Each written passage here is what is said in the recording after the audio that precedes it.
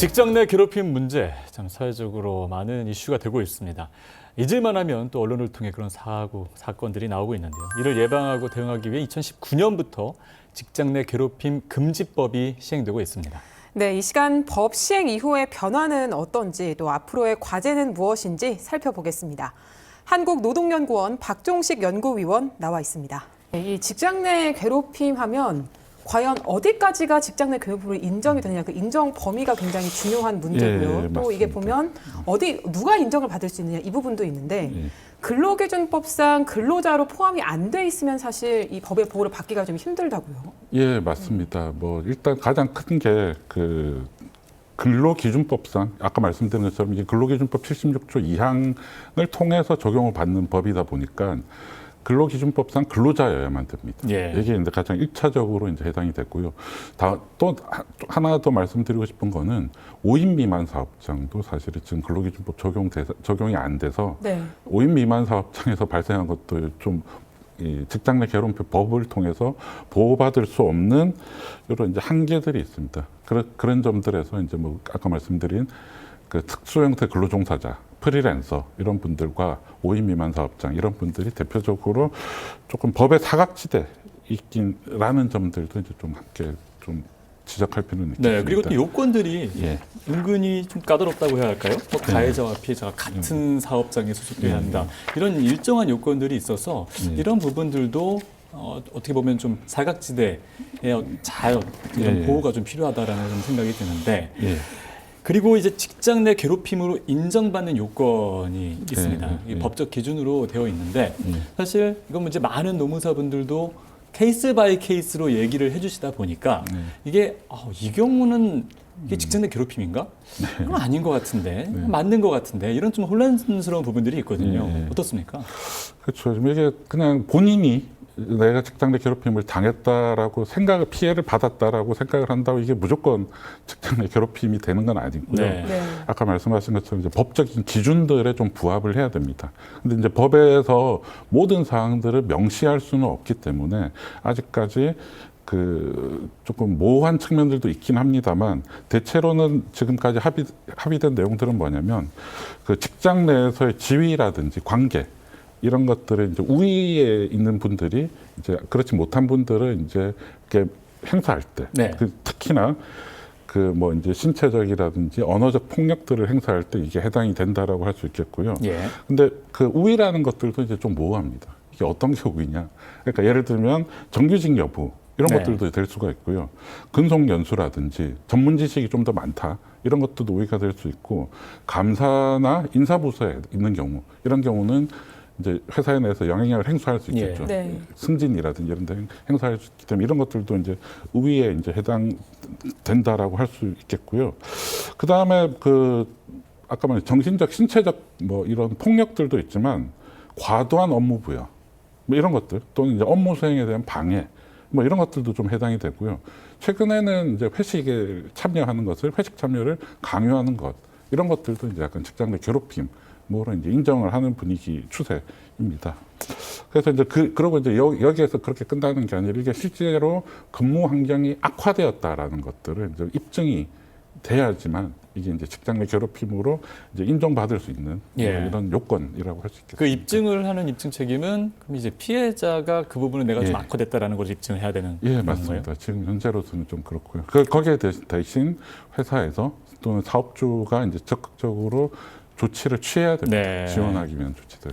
나중에 다시 말씀드리겠습니다. 예, 이렇게 말씀해 주신 것처럼 여러 가지 법적 기준들이 있는데 이걸 조금 더 유형화해서 소개를 해주시면 좀 어떤 것들이 있을까요? 그래서 직장 내 괴롭힘에 대해서는 아까 말씀드린 것처럼 가장 기본적으로는 신체적인 괴롭힘, 그다음에 이제 정신적인 괴롭힘, 그다음 업무상 괴롭힘, 그다음 업무 외 괴롭힘, 또 나아가서는 혼자서 괴롭히는 게 아니라 여러 명이서 괴롭히는 이제 소위 말하는 집단적 괴롭힘. 이렇게 크게 이제 5가지로 이제 구분을 할 수 있겠고요.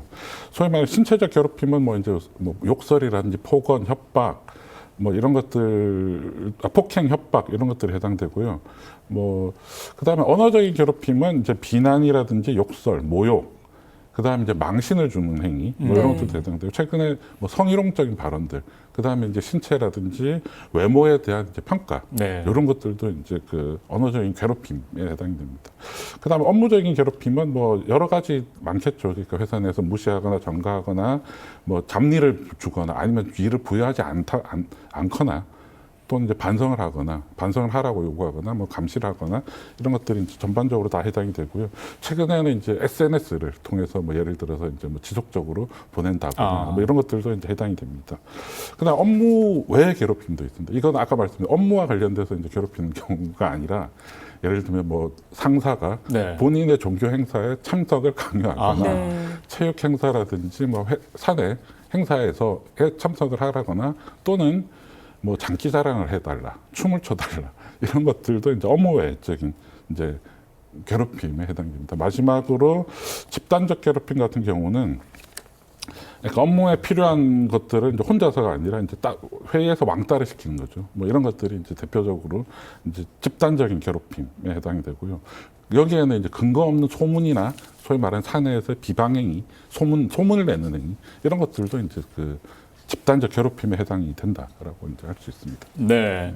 지금 유형에 대해서 말씀을 해주셨는데요. 2019년에 근로기준법 76조 2항이 신설이 되면서 직장 내 네. 괴롭힘이 이제 어떤 법적 기준이나 이런 부분에 판단을 받을 수 있는 법적 틀 안에 들어온 건데 이 법이 생기고 나서 사실 이후에 계속해서 좀 늘고 있습니다. 네. 이게 법이 생겼기 때문에 사실 네. 어떻게 보면 법의 판단을 받기 위한 그런 네. 신고가 많아졌기 때문에 늘었다라고 또 볼 수도 있는 부분인데요. 최근에 이제 늘고 있는 실태는 어떻습니까? 예, 뭐 그래서 아까 말씀하신 것처럼 2019년부터 이게 이제 법이 이제 시행이 됐는데요. 고용노동부에서도 이제 요거 조사를 계속 하고 있습니다. 그래서 2019년도에는 고용노동부에 이제 신고된 건수가 한 2,130건이었고요. 예. 2020년에 5,823건이었습니다. 네. 이러다 이게 이제 기하급수적으로 늘어나서 2023년에는 11,038건. 까지 이제 증가를 했고요. 작년 같은 2024년 작년 같은 경우도 약 12,000건 정도로 이제 지금 추정을 하고 있고요. 예. 뭐 그런 점들에서 보면 시행 첫 해에 비교해서 한 6배 가량 이제 늘어났다, 증가했다라고 이제 얘기를 하고 있고요. 증가했고요. 그다음에 근데 다만 이제 신고 건수 중에서 예를 들어 아까 말씀드린 5인 미만 사업장이라거나 네.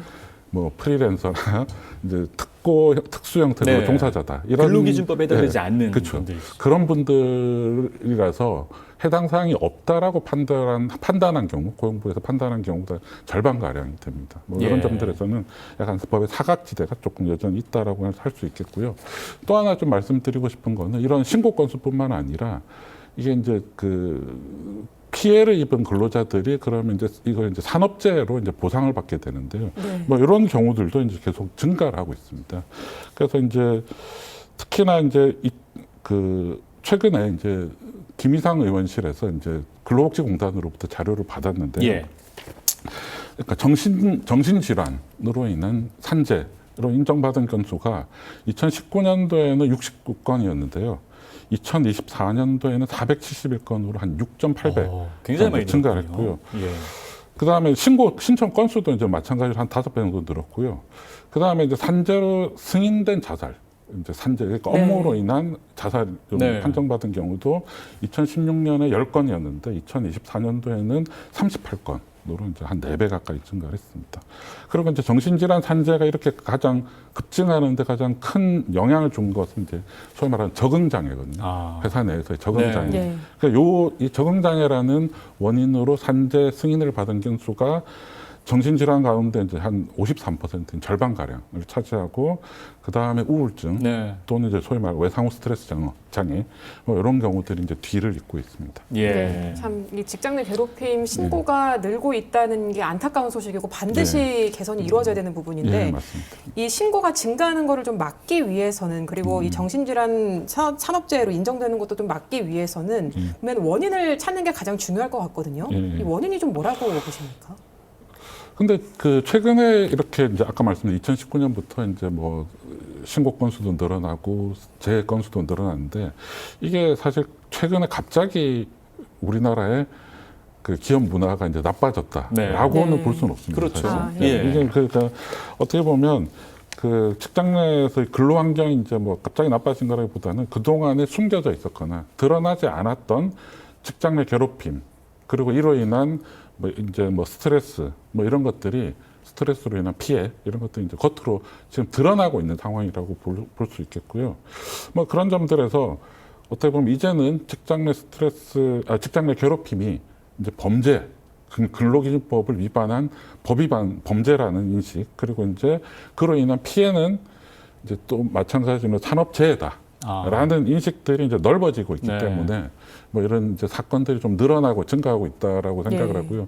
한동안은 조금 증가를 계속 할 것 같습니다. 예. 그러다가 어느 순간 되면 이제 다시 그 근무 환경이 개선되면 그렇죠. 줄어들 걸로 이제 예상을 하고 있습니다. 네, 지금 한 방송사에서 근무했던 오 요한나 네. 제 사건이 또 네. 큰 이슈를 지금 떠오르고 있는데 결국은 이런 부분들이 있어서는 안 되겠고 또 이런 일이 발생했을 때 회사의 또 적극적인 조치도 굉장히 또 중요할 것 같습니다. 예. 앞으로 이런 일이 발생했을 때 회사에서는 어떤 조치를 취하나요? 그러니까 회사에서는 만약에 직장 내 괴롭힘이 있으면 누구든지 이제 신고가 가능하거든요. 네. 여기에 대해서 사업주는 그 객관적인 조사를 이제 성실하게 진행을 해야 됩니다.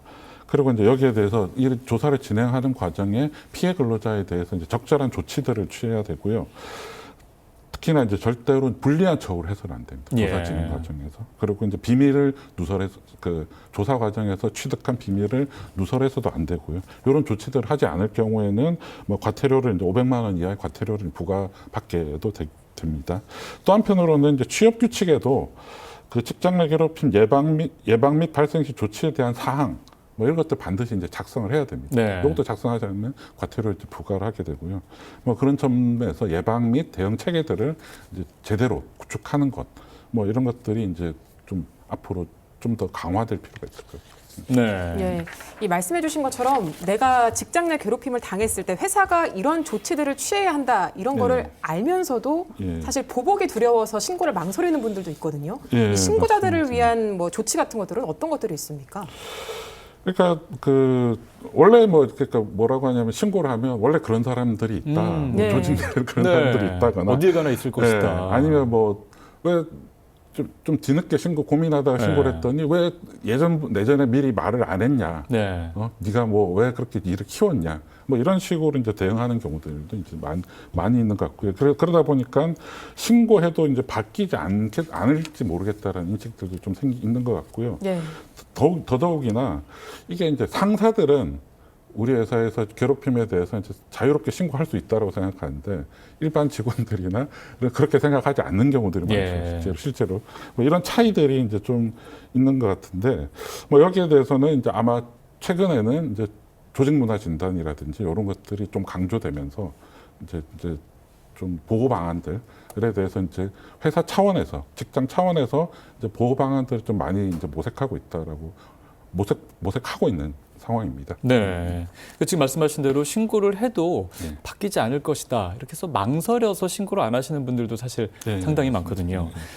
특히 지금 한 가지 예를 말씀드렸지만 직장 내 괴롭힘을 신고하기 어려운 이유는 네. 어떤 것들이 있을까요? 신고하기 어려운 게 아까 말씀드린 것처럼 이제 인식의 차이가 네. 있는 제일 기본적으로 이제 큰 예, 것 같고요.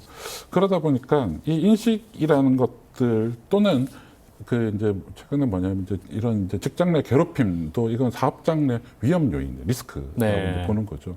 그런 점들에서 위험들을 갖다가 제대로 인식하고 발굴하고 찾아내는 것. 그리고 그렇게 했을 때 위험에 대한 예방 조치들이 이제 이어질 수 있는 거죠. 그래서 사실 어떻게 보면 발생했을 때 대처하는 것보다는 사실 사전적으로 선제적으로 예방하는 것이 중요합니다. 그런 점들에서 최근에는 이제 예방 대책들이 이제 좀 더 많이 강조되고 있는 편입니다. 예. 이게 보니까 이게 조치들 어떤 다 정해져 있는 것들이 있지만 사실은 예방이 제일 중요하지 않겠습니까? 그래서 이를 좀 직장 내 괴롭힘을 방지하기 위한 예방 대책들 같은 것도 좀 마련될 수 있을 텐데 좀 소개를 좀 해주시죠. 그래서 이건 법으로 명시된 건 아니지만 네. 최근에 이제 권장하는 거는 이제 노조가 있는 사업장 같은 경우는 노사 협의회를 그러니까 노사가 함께 뭐 이제 직장 내 괴롭힘에 대한 위험성 평가를 좀 해라라고 이제 많이 권장을 하고 있고요. 노사가 없는 경우에도 반드시 법으로 하게 되어 있는 노사협의회라든지 산업안전보건위원회를 통해서 위험성 평가를 하고 소위 말하는 이제 조직 문화를 진단하고 이제 그 결과에 따른 조치들을 취해서 이제 선제적으로 예방할 수 있도록 이제 해야 된다라고 이제 많은 얘기를 하고 있습니다. 그래서 이제 그 조직 진단이라는 게 이제 뭐 특별한 게 아니고요. 정기적으로 설문조사, 특히 예. 이제 전 직원들이 참여하는 설문조사를 통해서 회사 내에서의 예를 들면 성별 또는 이제 세대별 또는 이제 직급별 이런 차이들을 좀 확인을 하고 이걸 줄여나가기 위한 노력. 네. 이거 자체가 직장 내 괴롭힘을 줄이기 위한 대책이라고 좀 할 수 있겠습니다.